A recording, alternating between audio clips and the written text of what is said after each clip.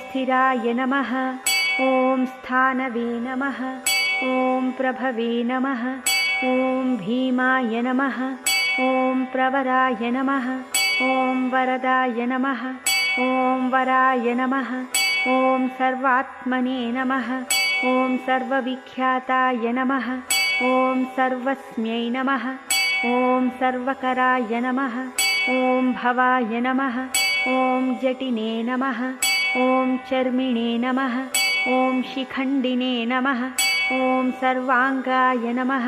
ॐ सर्वभावनाय नमः। ॐ हराय नमः। ॐ हरिणाक्षाय नमः। ॐ सर्वभूतहराय नमः। ॐ प्रभवे नमः। ॐ प्रवृत्तये नमः। ॐ निवृत्तये नमः। ॐ नियताय नमः।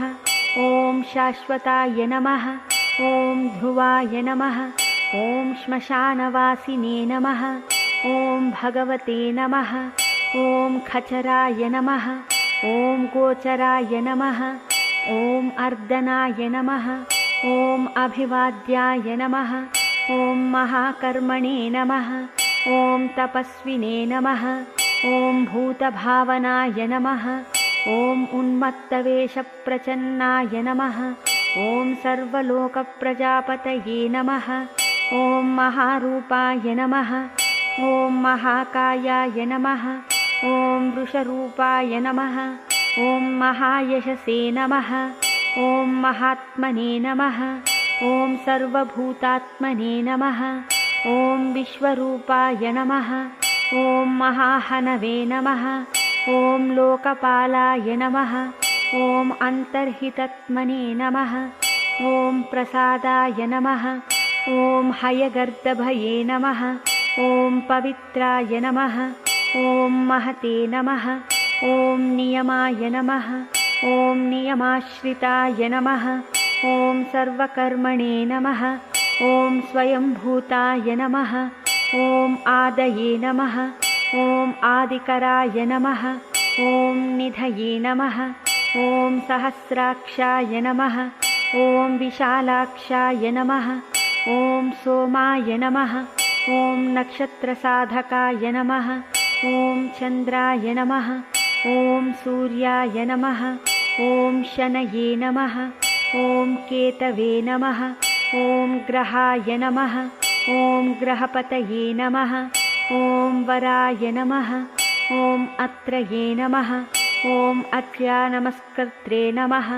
ॐ मृगबाणार्पणाय नमः। ॐ अनघाय नमः। ॐ महातपसे नमः। ॐ घोरतपसे नमः। ॐ अदीनाय नमः। ॐ दीनसाधकाय नमः। ॐ संवत्सरकराय नमः। ॐ मन्त्राय नमः। ॐ प्रमाणाय नमः। ॐ परमाय तपसे नमः। ॐ योगिने नमः। ॐ योज्याय नमः। ॐ महाबीजाय नमः।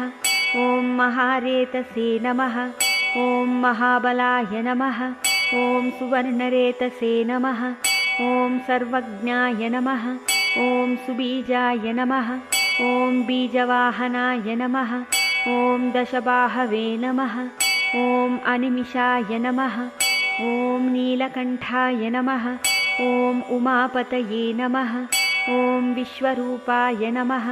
ॐ स्वयं श्रेष्ठाय नमः। ॐ बलवीराय नमः। ॐ अबलोगणाय नमः। ॐ गणकर्त्रे नमः।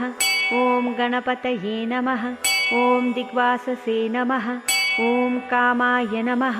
ॐ मन्त्रविदे नमः। ॐ परमाय मन्त्राय नमः।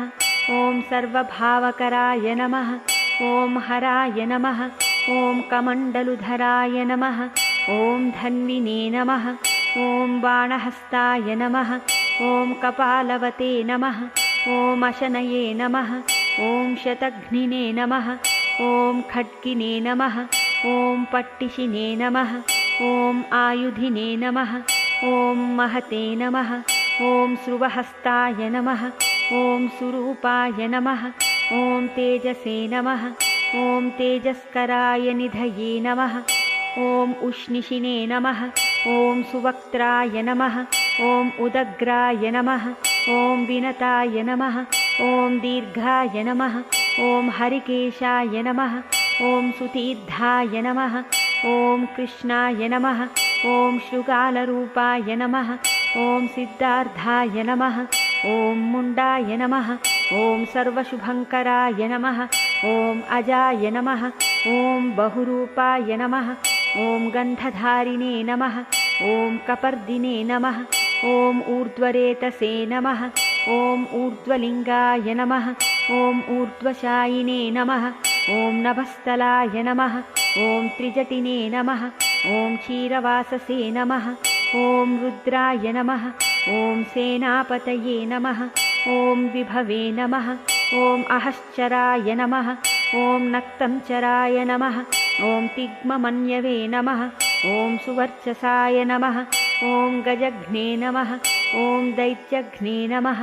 ॐ कालाय नमः ॐ लोकधात्रे नमः ॐ गुणाकराय नमः ॐ सिंहशार्दूलरूपाय नमः ॐ आर्द्रचर्माम्बरावृताय नमः ॐ कालयोगिने नमः ॐ महानादाय नमः ॐ सर्वकामाय नमः ॐ चतुष्पथाय नमः ॐ निशाचराय नमः ॐ प्रेतचारिणे नमः ॐ भूतचारिणे नमः ॐ महेश्वराय नमः ॐ बहुभूताय नमः ॐ बहुधराय नमः ॐ स्वर्भानवे नमः ॐ अमिताय नमः ॐ गतये नमः ॐ नृत्यप्रियाय नमः ॐ नित्यनर्ताय नमः ॐ नर्तकाय नमः ॐ सर्वलालसाय नमः ॐ घोराय नमः ॐ महातपसे नमः ॐ पाशाय नमः ॐ नित्याय नमः ॐ गिरिरुहाय नमः ॐ नभसे नमः ॐ सहस्रहस्ताय नमः ॐ विजयाय नमः ॐ व्यवसायाय नमः ॐ अतन्द्रिताय नमः ॐ अदर्शनाय नमः ॐ दर्शनात्मने नमः ॐ यज्ञघ्ने नमः ॐ कामनाशकाय नमः ॐ दक्षागपहारिणे नमः ॐ सुसहाय नमः ॐ मध्यमाय नमः ॐ तेजोपहारिणे नमः ॐ बलघ्ने नमः ॐ मुदिताय नमः ॐ अर्धाय नमः ॐ अजिताय नमः ॐ अवराय नमः ॐ गम्भीरघोषय नमः ॐ गम्भीराय नमः ॐ गम्भीरबलवाहनाय नमः ॐ न्यग्रोधरूपाय नमः ॐ न्यग्रोधाय नमः ॐ वृक्षकर्णस्थिताय नमः ॐ विभवे नमः ॐ सुतीक्ष्ण्यदक्षनाय नमः ॐ महाकायाय नमः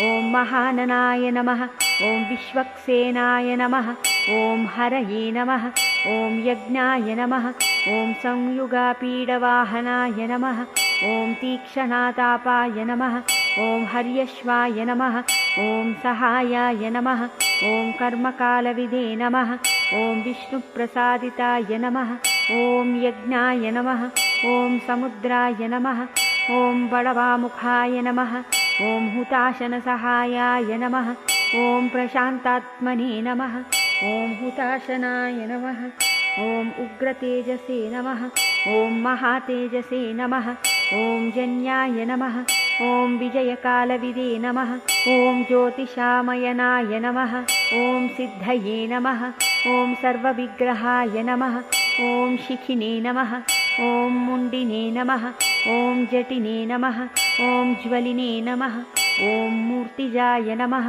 ॐ मूर्धजाय नमः ॐ बलिने नमः ॐ वैनविने नमः ॐ पणविने नमः ॐ तालिने नमः ॐ खलिने नमः ॐ कालकटङ्कटाय नमः ॐ नक्षत्रविग्रहमतये नमः ॐ गुणबुद्धये नमः ॐ लयाय नमः ॐ अगमाय नमः ॐ प्रजापतये नमः ॐ विश्वबाहवे नमः ॐ विभागाय नमः ॐ सर्वगाय नमः ॐ अमुखाय नमः ॐ विमोचनाय नमः ॐ सुसरणाय नमः ॐ हिरण्यकवचोद्भवाय नमः ॐ मेढ्रजाय नमः ॐ बलचारिणे नमः ॐ महीचारिणे नमः ॐ श्रुताय नमः ॐ सर्वतूर्यविनोदिने नमः ॐ सर्वतोद्यपरिग्रहाय नमः ॐ व्यालरूपाय नमः ॐ गुहावासिने नमः ॐ गुहाय नमः ॐ मालिने नमः ॐ तरङ्गविदे नमः ॐ त्रिदशाय नमः ॐ त्रिकालधृते नमः ॐ कर्मसर्वबन्धविमोचनाय नमः ॐ असुरेन्द्राणां बन्धनाय नमः ॐ युधिशत्रुविनाशनाय नमः ॐ साङ्ख्यप्रसादाय नमः ॐ दूर्वाससे नमः ॐ सर्वसाधिनिषेविताय नमः ॐ प्रस्कन्दनाय नमः ॐ यज्ञविभागविधे नमः ॐ अतुल्याय नमः ॐ यज्ञविभागविदे नमः ॐ सर्ववासाय नमः ॐ सर्वचारिणे नमः ॐ दूर्वाससे नमः ॐ वासवाय नमः ॐ अमराय नमः ॐ हैमाय नमः ॐ हेमकराय नमः ॐ निष्कर्माय नमः ॐ सर्वधारिणे नमः ॐ धरोत्तमाय नमः ॐ लोहिताक्षाय नमः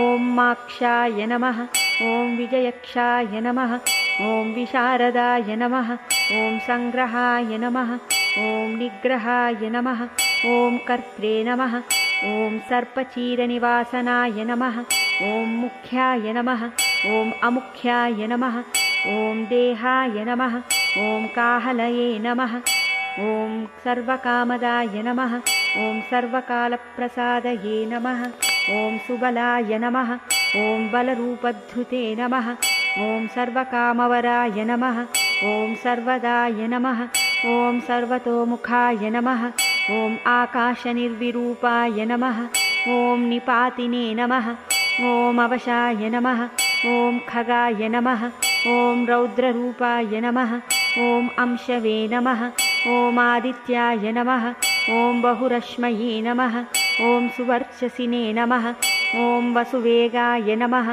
ॐ महावेगाय नमः ॐ मनोवेगाय नमः ॐ निशाचराय नमः ॐ सर्ववासिने नमः ॐ श्रियावासिने नमः ॐ उपदेशकराय नमः ॐ अकाराय नमः ॐ मुनये नमः ॐ आत्मनिरालोकाय नमः ॐ संभग्नाय नमः ॐ सहस्रदाय नमः ॐ पक्षिणे नमः ॐ पक्षरूपाय नमः ॐ अतिदीप्ताय नमः ॐ विशाम्पतये नमः ॐ उन्मादाय नमः ॐ मदनाय नमः ॐ कामाय नमः ॐ अश्वत्थामाय नमः ॐ अर्धकराय नमः ॐ यशसे नमः ॐ वामदेवाय नमः ॐ वामाय नमः ॐ प्राचे नमः ॐ दक्षिणाय नमः ॐ वामनाय नमः ॐ सिद्धयोगिने नमः ॐ महर्षये नमः ॐ सिद्धार्धाय नमः ॐ सिद्धसाधकाय नमः ॐ भिक्षवे नमः ॐ भिक्षुरूपाय नमः ॐ विपणाय नमः ॐ मृदवे नमः ॐ अव्ययाय नमः ॐ महासेनाय नमः ॐ विशाखाय नमः ॐ षष्टिभागाय नमः ॐ गवाम्पतये नमः ॐ वज्रहस्ताय नमः ॐ विष्कम्भिने नमः ॐ चमूस्तम्भनाय नमः ॐ वृत्तावृत्तकराय नमः ॐ तालाय नमः ॐ मधवे नमः ॐ मधुकलोचनाय नमः ॐ वाचस्पत्याय नमः ॐ वाजसेनाय नमः ॐ नित्यमाश्रितपूजिताय नमः ॐ ब्रह्मचारिणे नमः ॐ लोकचारिणे नमः ॐ सर्वचारिणे नमः ॐ विचारविदे नमः ॐ ईशानाय नमः ॐ ईश्वराय नमः ॐ कालाय नमः ॐ निशाचारिणे नमः ॐ पिनाकभृते नमः ॐ निमित्तस्थाय नमः ॐ निमित्ताय नमः ॐ नन्दये नमः ॐ नन्दिकराय नमः ॐ हरये नमः ॐ नन्दीश्वराय नमः ॐ नन्दिने नमः ॐ नन्दनाय नमः ॐ नन्दिवर्धनाय नमः ॐ भगहारिणे नमः ॐ निहन्त्रे नमः ॐ कलाय नमः ॐ ब्रह्मणे नमः ॐ पितामहाय नमः ॐ चतुर्मुखाय नमः ॐ महालिङ्गाय नमः ॐ चारुलिङ्गाय नमः ॐ लिङ्गाध्यक्षाय नमः ॐ सुराध्यक्षाय नमः ॐ योगाध्यक्षाय नमः ॐ युगावहाय नमः ॐ बीजाध्यक्षाय नमः ॐ बीजकर्त्रे नमः ॐ आध्यात्मानुगताय नमः ॐ बलाय नमः ॐ इतिहासाय नमः ॐ सकल्पाय नमः ॐ गौतमाय नमः ॐ निशाकराय नमः ॐ दम्भाय नमः ॐ अदम्भाय नमः ॐ वैदम्भाय नमः ॐ वश्याय नमः ॐ वशकराय नमः ॐ कलये नमः ॐ लोककर्त्रे नमः ॐ पशुपतये नमः ॐ महाकर्त्रे नमः ॐ अनौषधाय नमः ॐ अक्षराय नमः ॐ परमाय ब्रह्मणे नमः ॐ बलवते नमः ॐ शक्राय नमः ॐ नित्ये नमः ॐ अनित्यै नमः ॐ शुद्धात्मने नमः ॐ शुद्धाय नमः ॐ मान्याय नमः ॐ गतागताय नमः ॐ बहुप्रसादाय नमः ॐ सुस्वप्नाय नमः ॐ दर्पणाय नमः ॐ अमित्रजिते नमः ॐ वेदकाराय नमः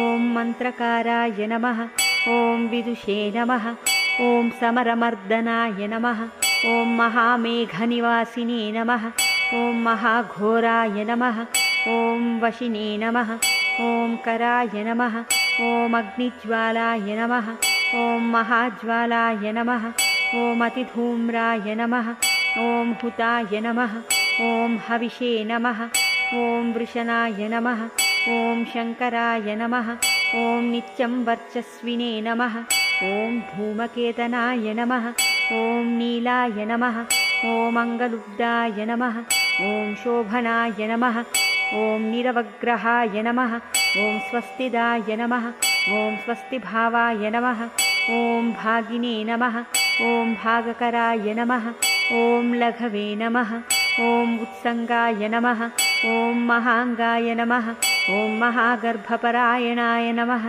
ॐ कृष्णवर्णाय नमः ॐ सुवर्णाय नमः ॐ सर्वदेहिनाम् इन्द्रियाय नमः ॐ महापादाय नमः ॐ महाहस्ताय नमः ॐ महाकायाय नमः ॐ महायशसे नमः ॐ महामूर्ध्ने नमः ॐ महामात्राय नमः ॐ महानेत्राय नमः ॐ निशालयाय नमः ॐ महान्तकाय नमः ॐ महाकर्णाय नमः ॐ महोष्टाय नमः ॐ महाहनवे नमः ॐ महानासाय नमः ॐ महाकम्बवे नमः ॐ महाग्रीवाय नमः ॐ श्मशानभाजे नमः ॐ महावक्षसे नमः ॐ महोरस्काय नमः ॐ अन्तरात्मने नमः ॐ मृगालयाय नमः ॐ लम्बनाय नमः ॐ लम्बितोष्टाय नमः ॐ महामायाय नमः ॐ पयोनिधये नमः ॐ महादन्ताय नमः ॐ महादंष्ट्राय नमः ॐ महाजिह्वाय नमः ॐ महामुखाय नमः ॐ महानखाय नमः ॐ महारोमाय नमः ॐ महाकोशाय नमः ॐ महाजटाय नमः ॐ प्रसन्नाय नमः ॐ प्रसादाय नमः ॐ प्रत्ययाय नमः ॐ गिरिसाधनाय नमः ॐ स्नेहनाय नमः ॐ अस्नेहनाय नमः ॐ अजिताय नमः ॐ महामुनये नमः ॐ वृक्षाकाराय नमः ॐ वृक्षकेतवे नमः ॐ अनलाय नमः ॐ वायुवाहनाय नमः ॐ गण्डलिने नमः ॐ मेरुधाम्ने नमः ॐ देवाधिपतये नमः ॐ अथर्वशीर्षाय नमः ॐ सामास्याय नमः ॐ ऋक्सहस्रामितेक्षणाय नमः ॐ यजुःपादभुजाय नमः ॐ गुह्याय नमः ॐ प्रकाशाय नमः ॐ जङ्गमाय नमः ॐ अमोघार्दाय नमः ॐ प्रसादाय नमः ॐ अभिगम्याय नमः ॐ सुदर्शनाय नमः ॐ उपकाराय नमः ॐ प्रियाय नमः ॐ सर्वाय नमः ॐ कनकाय नमः ॐ कञ्चनच्छवये नमः ॐ नाभये नमः ॐ नन्दिकराय नमः ॐ भावाय नमः ॐ पुष्करस्थापतये नमः ॐ स्थिराय नमः ॐ द्वादशाय नमः ॐ त्रासनाय नमः ॐ आद्याय नमः ॐ यज्ञाय नमः ॐ यज्ञसमाहिताय नमः ॐ नक्तं नमः ॐ कलये नमः ॐ कालाय नमः ॐ मकराय नमः ॐ कालपूजिताय नमः ॐ सगणाय नमः ॐ गणकाराय नमः ॐ भूतवाहनसारथये नमः ॐ भस्मशयाय नमः ॐ भस्मगोप्त्रे नमः ॐ भस्मभूताय नमः ॐ तरवे नमः ॐ गणाय नमः ॐ लोकपालाय नमः ॐ अलोकाय नमः ॐ महात्मने नमः ॐ सर्वपूजिताय नमः ॐ शुक्लाय नमः ॐ त्रिशुक्लाय नमः ॐ सम्पन्नाय नमः ॐ शुचये नमः ॐ भूतनिषेविताय नमः ॐ आश्रमस्थाय नमः ॐ क्रियावस्थाय नमः ॐ विश्वकर्ममतये नमः ॐ वराय नमः ॐ विशालशाखाय नमः ॐ ताम्रोष्ठाय नमः ॐ अम्बुजालाय नमः ॐ सुनिश्चलाय नमः ॐ कपिलाय नमः ॐ कपीशाय नमः ॐ शुक्लाय नमः ॐ आयुषे नमः ॐ पराय नमः ॐ अपराय नमः ॐ गन्धर्वाय नमः ॐ अदितये नमः ॐ तार्क्ष्याय नमः ॐ सुविघ्नेयाय नमः ॐ सुशारदाय नमः ॐ परश्वधायुधाय नमः ॐ देवाय नमः ॐ अनुकारिणे नमः ॐ सुबान्धवाय नमः ॐ तुम्बवीणाय नमः ॐ महाक्रोधाय नमः ॐ ऊर्ध्वरेतसे नमः ॐ जलेशयाय नमः ॐ उग्राय नमः ॐ वशङ्कराय नमः ॐ वंशाय नमः ॐ वंशनादाय नमः ॐ अनिन्दिताय नमः ॐ सर्वाङ्गरूपाय नमः ॐ मायाविने नमः ॐ सुहृदाय नमः ॐ अनिलाय नमः ॐ अनलाय नमः ॐ बन्धनाय नमः ॐ बन्धकर्त्रे नमः ॐ सुबन्धनविमोचनाय नमः ॐ सयज्ञारये नमः ॐ सकामारये नमः ॐ महादंष्ट्राय नमः ॐ महायुधाय नमः ॐ बहुदानन्दिताय नमः ॐ शर्वाय नमः ॐ शङ्कराय नमः ॐ शङ्कराय नमः ॐ अधनाय नमः ॐ अमरेशाय नमः ॐ महादेवाय नमः ॐ विश्वदेवाय नमः ॐ सुरारिघ्ने नमः ॐ अहिर्भुज्ञाय नमः ॐ अनिलाभाय नमः ॐ चेकितानाय नमः ॐ हविषे नमः ॐ अजैकपाते नमः ॐ कपलिने नमः ॐ त्रिशङ्कवे नमः ॐ अजिताय नमः ॐ शिवाय नमः ॐ धन्वन्तरये नमः ॐ धूमकेतवे नमः ॐ स्कन्दाय नमः ॐ वैश्रवणाय नमः ॐ धात्रे नमः ॐ शक्राय नमः ॐ विष्णवे नमः ॐ मित्राय नमः ॐ त्वष्ट्रे नमः ॐ ध्रुवाय नमः ॐ धराय नमः ॐ प्रभावाय नमः ॐ सर्वगायवायवे नमः ॐ अर्यम्ने नमः ॐ सवित्रे नमः ॐ रवये नमः ॐ उषङ्गवे नमः ॐ विधात्रे नमः ॐ मान्धात्रे नमः ॐ भूतभावनाय नमः ॐ विभवे नमः ॐ वर्णविभाविने नमः ॐ सर्वकामगुणावहाय नमः ॐ पद्मनाभाय नमः ॐ महागर्भाय नमः ॐ चन्द्रवक्त्राय नमः ॐ अनिलाय नमः ॐ अनलाय नमः ॐ बलवते नमः ॐ उपशान्ताय नमः ॐ पुराणाय नमः ॐ पुण्यचञ्चवे नमः ॐ ये नमः ॐ कुरुकर्त्रे नमः ॐ कुरुवासिने नमः ॐ कुरुभूताय नमः ॐ गुणौषधाय नमः ॐ सर्वाशयाय नमः ॐ दर्भचारिणे नमः ॐ सर्वेषां प्राणिनां पतये नमः ॐ देवदेवाय नमः ॐ सुखासक्ताय नमः ॐ सते नमः ॐ असते नमः ॐ सर्वरत्नविदे नमः ॐ कैलासगिरिवासिने नमः ॐ हिमवद्गिरिसंश्रयाय नमः ॐ कूलहारिणे नमः ॐ कुलकर्त्रे नमः ॐ बहुविद्याय नमः ॐ बहुप्रदाय नमः ॐ वनिजाय नमः ॐ वर्धकिने नमः ॐ वृक्षाय नमः ॐ वकिलाय नमः ॐ चन्दनाय नमः ॐ छदाय नमः ॐ सारग्रीवाय नमः ॐ महाजत्रवे नमः ॐ अलोलाय नमः ॐ महौषधाय नमः ॐ सिद्धार्थकारिणे नमः ॐ सिद्धार्धश्चन्दो व्याकरणोत्तराय नमः ॐ सिंहनादाय नमः ॐ सिंहदंष्ट्राय नमः ॐ सिंहगाय नमः ॐ सिंहवाहनाय नमः ॐ प्रभावात्मने नमः ॐ जगत्कालस्थालाय नमः ॐ लोकहिताय नमः ॐ तरवे नमः ॐ सारङ्गाय नमः ॐ नवचक्राङ्गाय नमः ॐ केतुमालिने नमः ॐ सभावनाय नमः ॐ भूतालयाय नमः ॐ भूतपतये नमः ॐ अहोरात्राय नमः ॐ अनिन्दिताय नमः ॐ सर्वभूतानां वाहित्रे नमः ॐ निलयाय नमः ॐ विभवे नमः ॐ भवाय नमः ॐ अमोघाय नमः ॐ संयताय नमः ॐ अश्वाय नमः ॐ भोजनाय नमः ॐ प्राणधारणाय नमः ॐ धृतिमते नमः ॐ मतिमते नमः ॐ दक्षाय नमः ॐ सत्कृताय नमः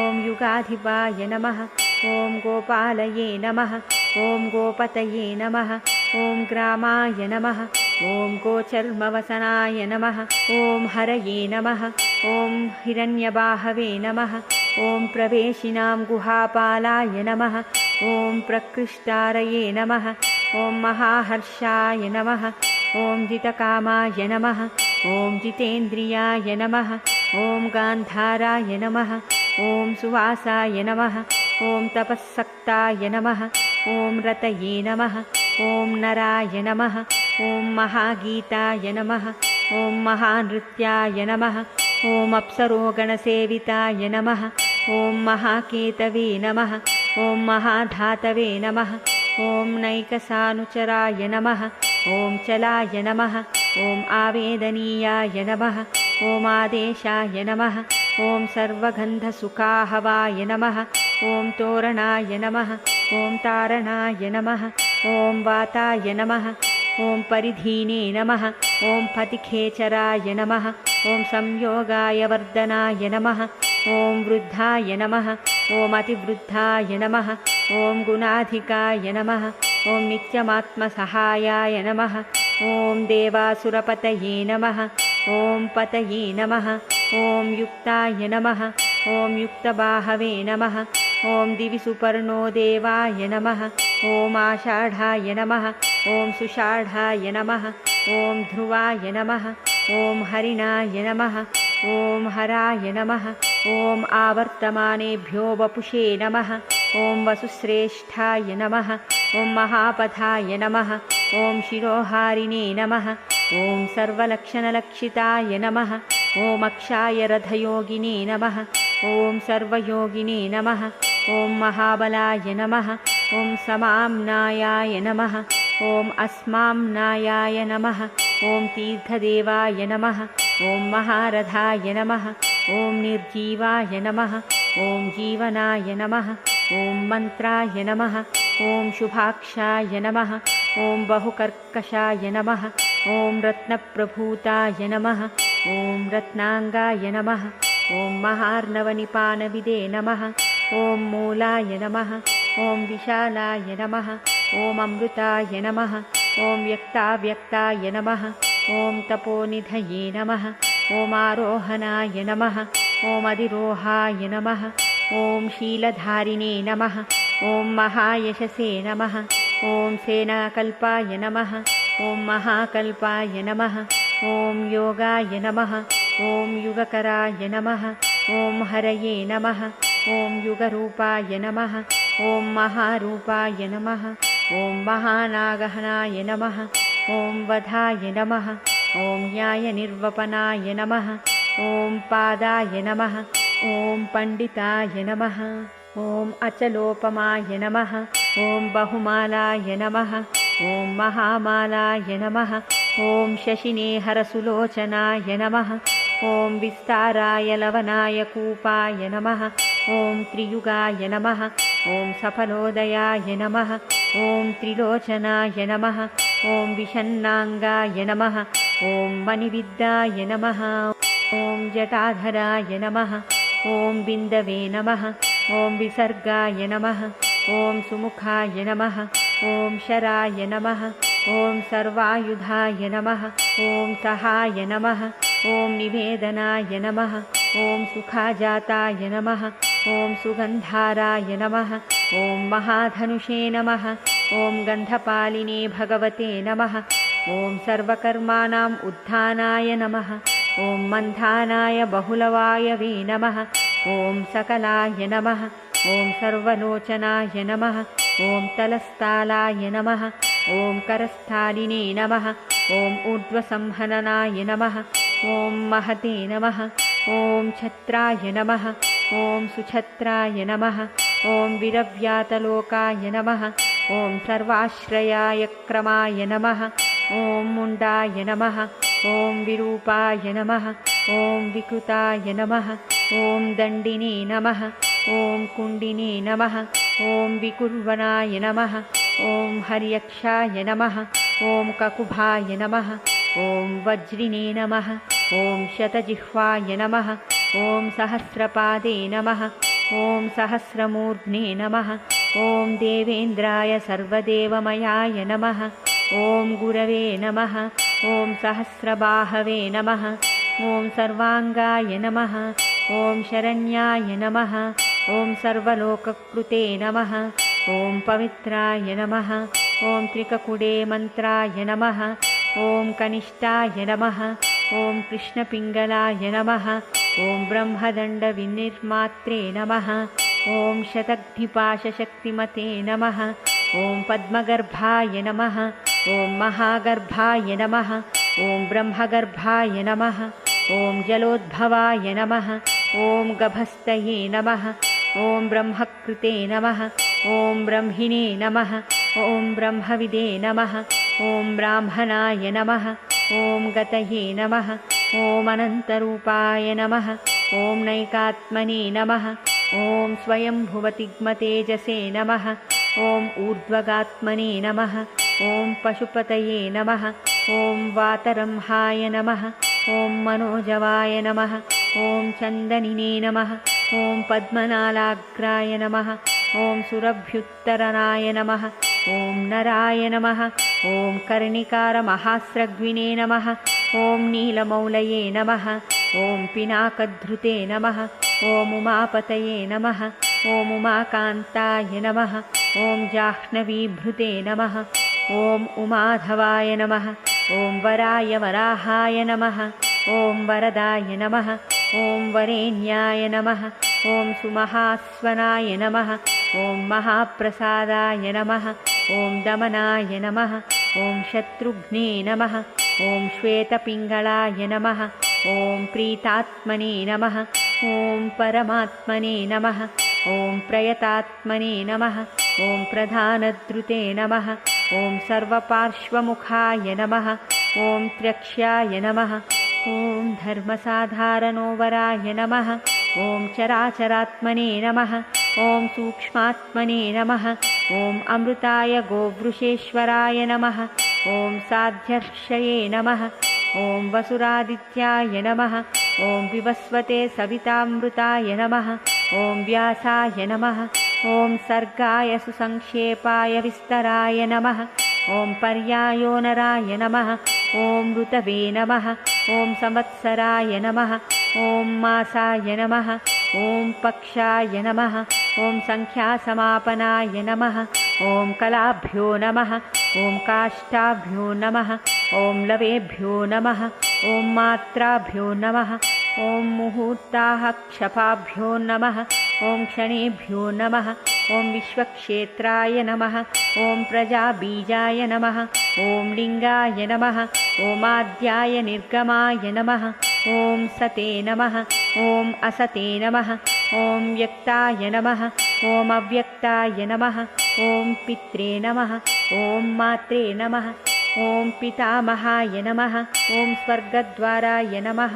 ॐ प्रजाद्वाराय नमः ॐ मोक्षद्वाराय नमः ॐ त्रिविष्णपाय नमः ॐ निर्वाणाय नमः ॐ ह्लादनाय नमः ॐ ब्रह्मलोकाय नमः ॐ परायै गत्यै नमः ॐ देवासुरविनिर्मात्रे नमः ॐ देवासुरपरायणाय नमः ॐ देवासुरगुरवे नमः ॐ देवाय नमः ॐ देवासुरनमस्कृताय नमः ॐ देवासुरमहामात्राय नमः ॐ देवासुरगणाश्रयाय नमः ॐ देवासुरगणाध्यक्षाय नमः ॐ देवासुरगणाग्रुण्यै नमः ॐ देवातिदेवाय नमः ॐ देवर्षये नमः ॐ देवासुरवरप्रदाय नमः ॐ देवासुरेश्वराय नमः ॐ विश्वाय नमः ॐ देवासुरमहेश्वराय नमः ॐ सर्वदेवमयाय नमः ॐ अचिन्त्याय नमः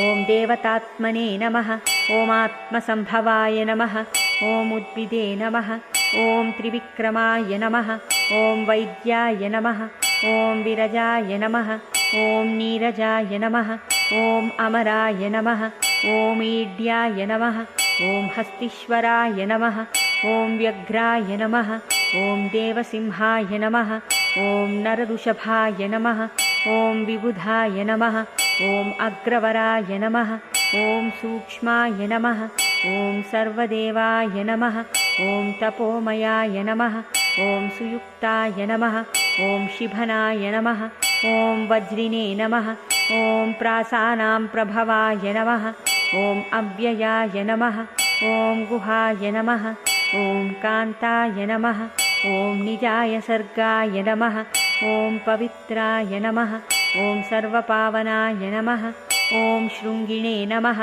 ॐ शृङ्गप्रियाय नमः ॐ बभ्रुवे नमः ॐ राजराजाय नमः ॐ निरामयाय नमः ॐ अभिरामाय नमः ॐ सुरगणाय नमः ॐ विरामाय नमः ॐ सर्वसाधनाय नमः ॐ ललाटाक्षाय नमः ॐ विश्वदेवाय नमः ॐ हरिणाय नमः ॐ ब्रह्मवर्चसाय नमः ॐ स्थावराणां पतये नमः ॐ नियमेन्द्रियवर्धनाय नमः ॐ सिद्धार्थाय नमः ॐ सिद्धभूतार्थाय नमः ॐ अचिन्त्याय नमः ॐ सत्यव्रताय नमः ॐ शुचये नमः ॐ व्रताधिपाय नमः ॐ परस्मै नमः ॐ ब्रह्मणे नमः ॐ भक्तानां परमायै गतये नमः ॐ विमुक्ताय नमः ॐ मुक्ततेजसे नमः ॐ श्रीमते नमः ॐ श्रीवर्धनाय नमः